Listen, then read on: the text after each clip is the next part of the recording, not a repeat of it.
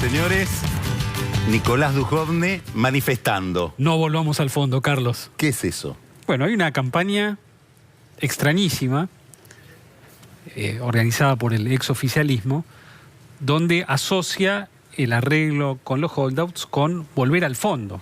Justamente me parece que es casi una propuesta contrapuesta a la del gobierno, que es salir del default, poder financiarse en los mercados internacionales para no tener que ir al fondo. Entonces, estira la explicación. Vamos a estirar la explicación. La Argentina tiene una deuda con aquellos bonistas que no entraron a los canjes de 2005 y 2010. Era de 6.000 millones de dólares, pero la fuimos regando y creció, y hoy es un arbolito de 18.600 millones de dólares porque fue creciendo una tasa acumulada anual de 8,5%, que son los punitorios, los intereses. Entonces, no por no haber pagado, eso no dejó de crecer. Dejaría de crecer simplemente si lo repudiamos, pero si lo repudiamos no tenemos acceso a financiamiento externo.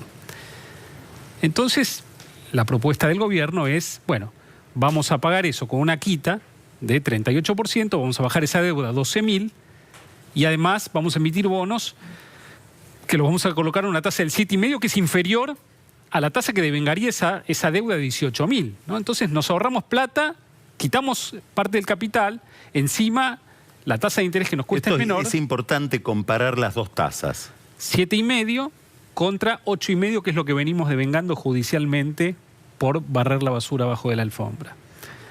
Entonces, quiere decir que estamos cambiando una deuda cara por una deuda más barata. Claro, Argentina no está aumentando ese endeudamiento. Por más que no computase dentro de sus estadísticas de deuda pública la deuda que teníamos con los holdouts, esa deuda está ahí, está creciendo. Esa deuda existe y se devenga. Es como tener un bono que en vez de pagar en efectivo los intereses los capitaliza, ¿no? Correcto, sí.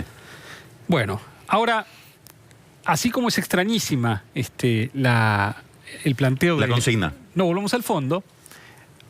Ayer el presidente Macri en una entrevista dijo, bueno, si no sale en el Congreso el acuerdo para poder terminar de pagar el acuerdo con los holdouts, Argentina va a entrar en una hiperinflación, a lo cual Kicillof dijo que tener una hiperinflación es mucho más anormal que tener una plaga de langostas. A ver, no sé la si peor se ve, plaga de langostas en 50 años azota varias provincias del país. Claro. Y afecta a 700.000 hectáreas. La tuvimos verano. Tuvimos plaga de langosta. Pero en cualquier momento viene la hiperinflación. Más allá del humorada, Argentina no va a tener una hiperinflación, porque obviamente la alternativa, si no tuviéramos el acuerdo con los holdouts, sería o emitir mucho dinero o restringir muchísimo el dinero. Esa sería la opción de la hiperinflación. Claro, emitir mucho dinero sería la opción de la hiperinflación, sí. O la otra sería decir, bueno, como yo la plata que me iba a venir del financiamiento en el mercado la iba a usar para pagar deuda, ahora no solo necesito, digamos, conseguir dólares para pagar la deuda comprando dólares en el mercado, para el cual necesito bajar más las importaciones y ajustar más el nivel de actividad. Entonces, la opción más bien sería una recesión muy grande, ¿no? Más que hiperinflación, la opción... ¿Y por qué ese camino de no salir del default nos llevaría al fondo? Bueno, para evitar esa recesión, obviamente, el gobierno, antes que entrar en esa mega recesión, iría al fondo, que justamente entonces lo que pasaría si fuera exitosa la propuesta de no vamos al fondo, no votemos el acuerdo con los holdouts, ¿no? Quiere decir que el arreglo con los holdouts, la salida del default, es el camino para no ir al fondo. A la vía heterodoxa o gradualista desde el punto de vista fiscal. Bueno, es una de las vías para la vía gradualista, heterodoxa de la justicia fiscal, porque, ojo, si fuéramos al fondo también tendríamos esa vía gradualista. Pero la Argentina ha elegido no ir al fondo, ha elegido la vía gradualista vía endeudamiento en el mercado y no con el FMI, porque el FMI de repente quiere poner condicionamientos que la Argentina no va a querer tomar. ¿Y vos crees que la Argentina no va a ir al fondo al final de todo? Yo creo porque que si el fondo te ofrece plata más barata, ¿por qué no vas a ir?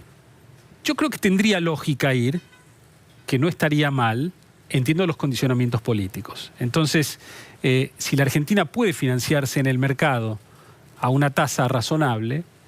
¿Qué es razonable? Razonable para la Argentina sería arrancar pagando por la deuda que va a emitir para cancelar su deuda, 7,5%, y que ese costo vaya bajando hasta el 6%, en los próximos trimestres, que estaría todavía por encima de la tasa a la que se financian nuestros vecinos, Uruguay, Perú, Chile. Brasil hoy se financia al 6%. Pero la tasa que te cobra el fondo es más barata, a cambio te pide programas de monitoreo que no serían tal vez tan distintos a las políticas que va a aplicar la Argentina, pero tiene un costo político. Y el gobierno ya está pagando costos políticos por otro lado y es lógico que quiere evitar ese, ¿no? Si uno fuera un mero análisis financiero de qué deuda me cuesta más barata, bueno, el fondo es más barato que tomar deuda del mercado, pero, digamos, si uno puede tomar deuda del mercado también está mostrando un mayor grado de independencia y evita el costo político de tomar ese camino. Ahora te quiero hacer una pregunta sobre inflación. Inflación y posibilidades de recesión, crecimiento. Sí. ¿Cómo ves el año? Yo veo que la inflación global ha sido alta en estos primeros 3 meses. Eso es casi un proceso físico, Carlos. Si uno deprecia la moneda, Argentina tuvo que mover su tipo de cambio oficial, que ahora opera más o menos en el mismo lugar donde operaba antes el tipo de cambio paralelo. Hay precios vinculados a ese tipo de cambio de las importaciones, de las exportaciones, que se mueve. Es un proceso. Entonces, esa inflación, que es un cambio de precios relativos, aumentan los precios de los bienes que se comercian con el resto del mundo en relación a los restantes, ha explicado gran parte de la inflación de estos 3 meses. Ahora, la inflación núcleo viene bajando. ¿A qué le llamas núcleo? Bueno, la inflación que se llama, los americanos lo llaman la core inflation, que es aquella inflación que no son ni los productos estacionales ni regulados, sino el corazón de una muestra de productos muy, muy amplia. Esa inflación arrancó post-devaluación en algo parecido al 5% y ahora en febrero, bajó hasta el 3%. Es probable que eso pudiera seguir bajando al 2,5%, al 2%, al costo también de una caída en el nivel de actividad que ha ocurrido en este primer trimestre, producto de la caída en los salarios reales y su impacto en el consumo. Y yo creo que... ¿De cuánto es esa caída? Bueno, yo creo que el primer trimestre en la economía argentina se está contrayendo algo así como 2% interanual. Es una recesión moderada comparada con otras que tuvo la Argentina. Es algo inferior a lo que cayó la Argentina en 2014. La recesión anterior había sido en 2009, con la crisis internacional y con la sequía. Entonces, una recesión del tamaño de la del 2014, la de 2009, en esta parte del año, y que tiene alguna chance de ir mejorando hacia adelante cuando, de la mano de los cierres de las negociaciones paritarias, los salarios reales empiecen a recuperarse un poco y donde eso puede eventualmente empalmar con un aumento en la inversión, producto de la baja en el riesgo país, del cambio de clima, de que muchas empresas están recuperando rentabilidad de la mano de un tipo de cambio que ahora es más realista y que impulsa a algunos sectores que comercian con el resto del mundo. Entonces, eso es muy probable que empiece a ocurrir lentamente. No ocurre a la vez la caída en el consumo con la suba en la inversión, digamos. Son dos procesos que van a ritmos diferentes, ¿no?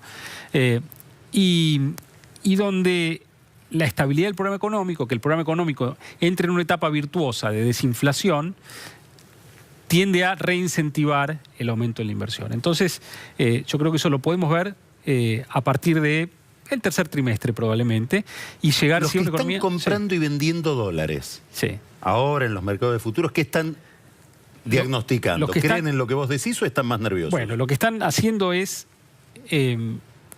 apostando a la visión virtuosa de la inflación. Es decir, a que efectivamente la tasa de inflación va a ir bajando en los próximos meses y que las tasas de interés en pesos que hoy paga la Argentina, que son muy altas, van a ir bajando. No solo eso, sino que son más altas que la devaluación esperada. Es decir, piensan que el tipo de cambio va a estar bajo control y están hoy posicionándose en activos en pesos, ¿no? Y de hecho, hemos visto una violenta apreciación del tipo de cambio en la semana anterior, cuando todavía aún no han entrado los dólares de la soja, que empiezan típicamente allá por el 10 de abril, ¿no? Empezó alguna entrada de capitales de portafolio que están suavizando entonces el tránsito hacia el trimestre de mayor abundancia de divisas. Entonces, lo que están viendo quienes compran y venden activos mirando la inflación y mirando el peso, yo creo que están apostando a que la inflación va a seguir bajando en los meses que vienen. Y la última te hago. ¿Y esa gente ¿qué dice cuando alguien les dice: acá hay un problema fiscal enorme, no hay el suficiente ajuste fiscal, bueno, hay un problema de déficit público que va en contra de estas expectativas? Esa es una de las dos críticas que recibe el programa económico. Por eso te lo hago. Por un lado hay una crítica que es la crítica más ideológica, que es esto es neoliberalismo y no funciona.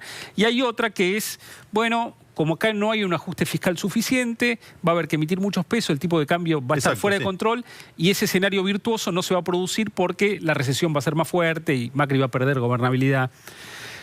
La realidad es que todo esto depende de cuánto financiamiento tenga la Argentina.